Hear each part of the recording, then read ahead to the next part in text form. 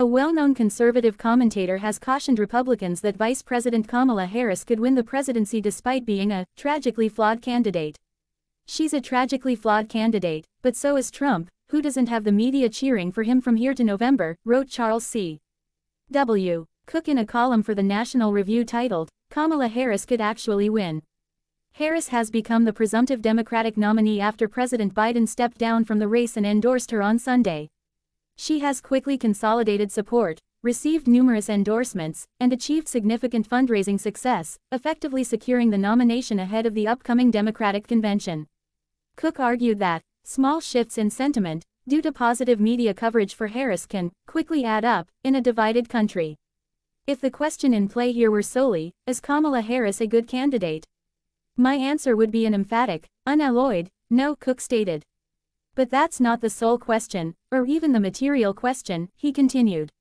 The material question is whether Kamala Harris and her future VP candidate can win an election against Donald Trump and J.D. Vance. And I absolutely, unquestionably, categorically think that she can. The Biden-Harris administration is by no means loved, he wrote.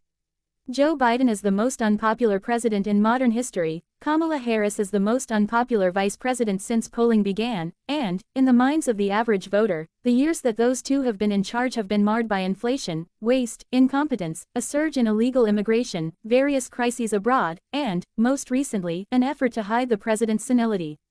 Despite the Biden administration's unpopularity, Cooke noted that voters still do not like the leading Republican ticket of Trump in Ohio Sen.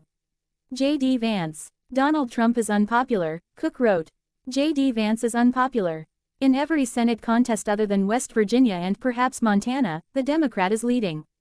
The GOP's chance at the presidency this year hinges on the electorate disliking the incumbents slightly more than the GOP.